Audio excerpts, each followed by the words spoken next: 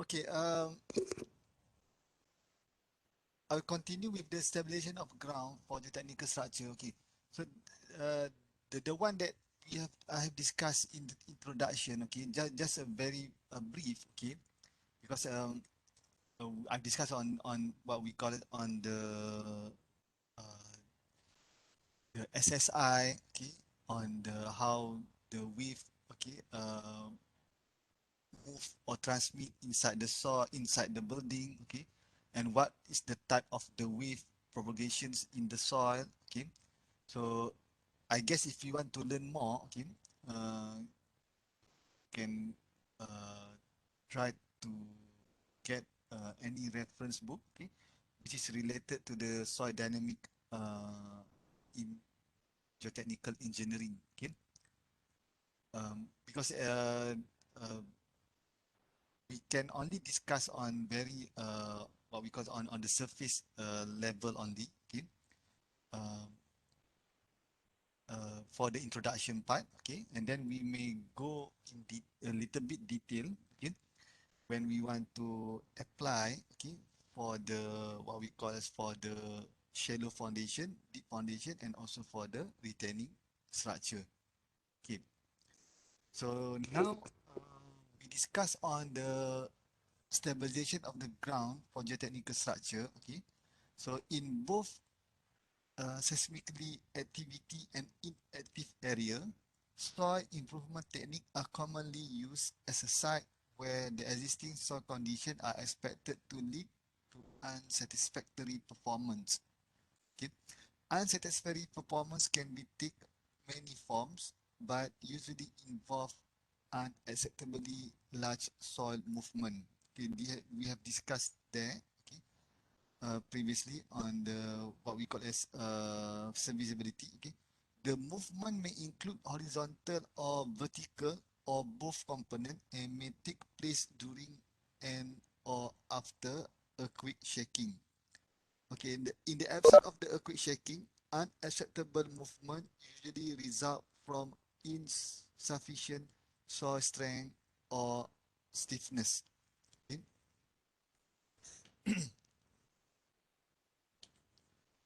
okay. Consequently, most soil improvement were developed to increase the strength and stiffness of soil deposits. During the earthquake, the build-up of excess pore water pressure can lead to very large deformations. Okay, so that is another problems. Okay, on during the earthquake. Okay, where the water will move. Okay, to the surface. Okay, and some of the time it will make the soil become as a liquid, so that we call as a liquefaction. Okay, the most common soil improvement technique can be divided into four major categories. Okay, we have here densification techniques, reinforcement techniques, grouting and mixing techniques, and the last one is the drainage techniques. Okay, for the first one, gasification technique, the particle that comprise a particular soil can be arranged in many different. Okay, the strength and stiffness of the soil is higher than the particle are packed in a dense configuration than when they packed loosely. Okay, so there's a common sense. Okay, when we have a very dense material, so it's um, have a higher stiffness and strength compared to the loose material. Okay. Also, the tendency to generate positive excess pore water pressure due to cyclic is lower when the soil is dense than when it is loose. Okay. So it will stop from the water to toward the surface. Okay. When we have a dense particles. As a result, gasification is one of the most effective and commonly used means of improving soil characteristics for mitigations of seismic hazard. Okay, the most common approach to gasifications include Vibro Techniques, dynamic compaction, blasting and compaction grouting. Okay, so this is example of the Vibro techniques. Okay, so Vibro technique use probes that are vibrate through a soil deposit in the grid pattern to densify the soil over the entire thickness of the deposit. Okay, Vibro technique can be divided into those based on horizontal vibration and those based on vertical vibrations. Okay, Vibro techniques are among the most commonly used technique for mitigation of seismic hazard.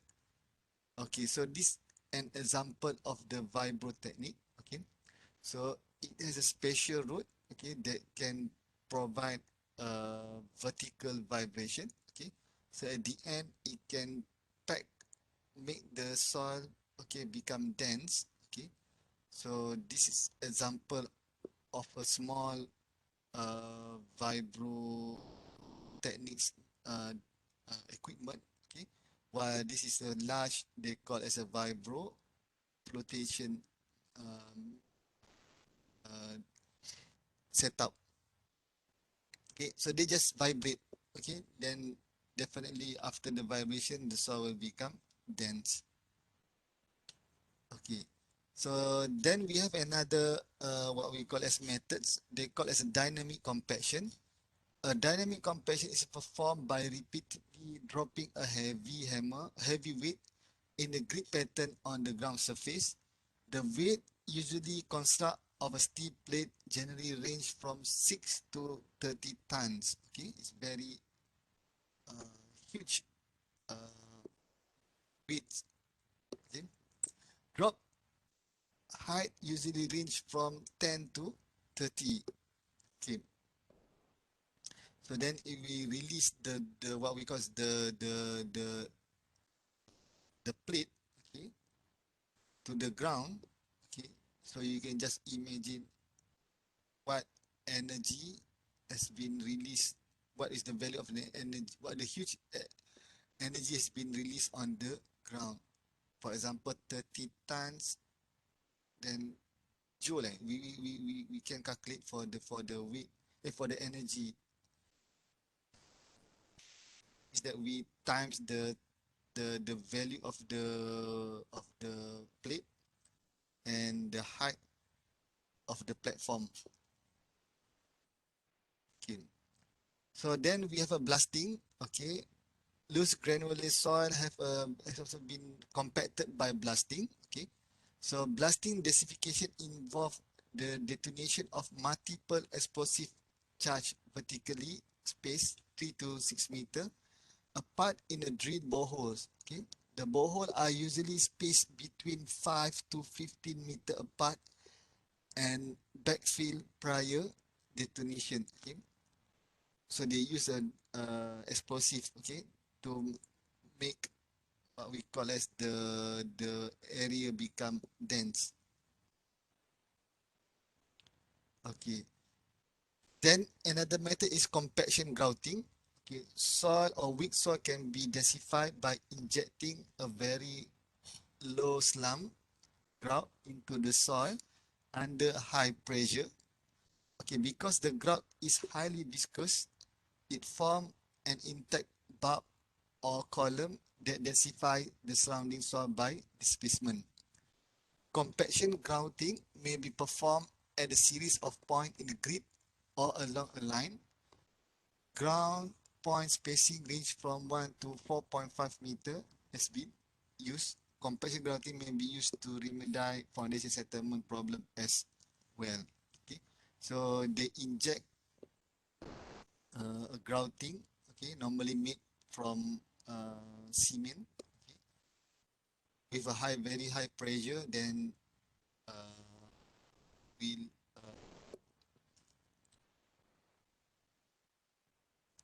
become, for example, a bulb or a columns, okay, inside the soil, and definitely we can densify the surrounding soil.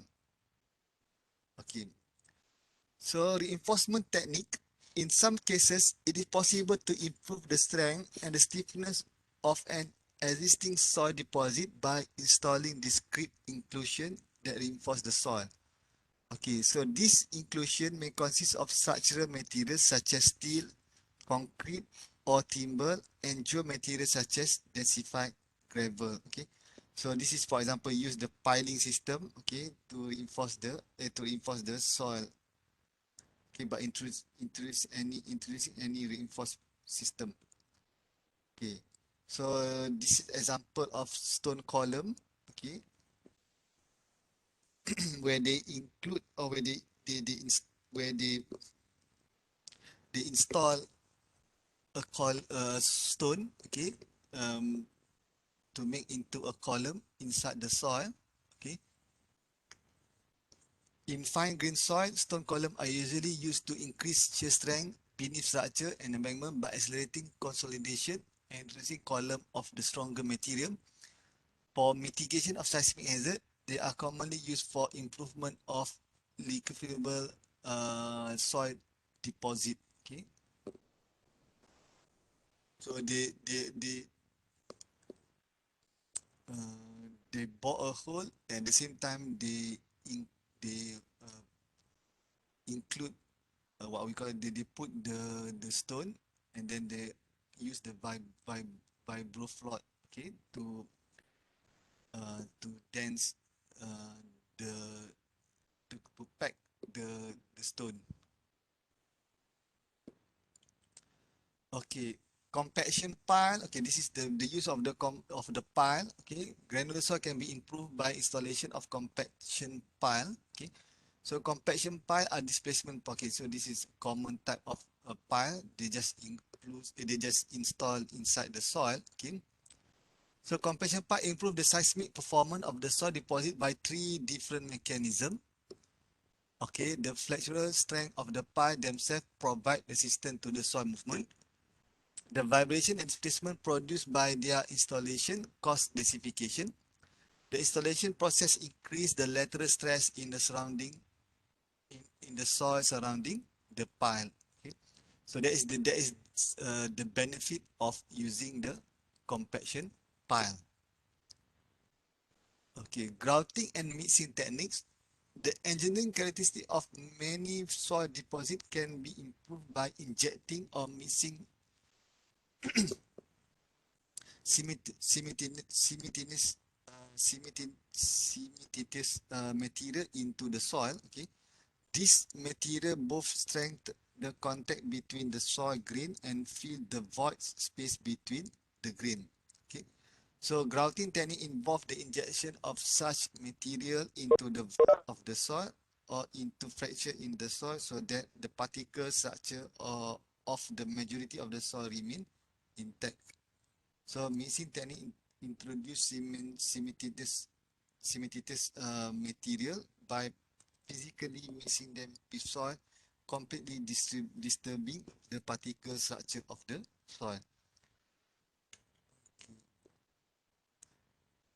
So the mixing can be accomplished mechanically or hydraulically, mechanically or hydraulically. Both techniques tend to be expensive but can often be accomplished with minimal settlement or vibration. As a result, both techniques can be often be used, okay, in situations where the other soil improvement technique cannot work. Okay.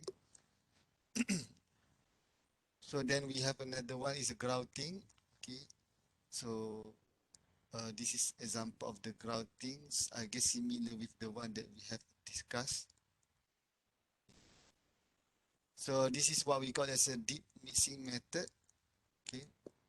Actually, this is the topic of my PhD. Okay. Where I'm studying on the behavior of the deep mixing methods in a small scale laboratory test.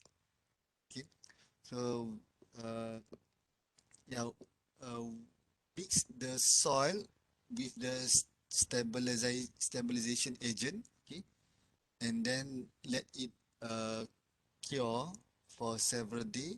Okay, and then definitely the soil will become more stiff, okay, after the soil been mixed with the what we call it with this cement or lime, for example. Okay. So the last one is the drainage technique. Okay.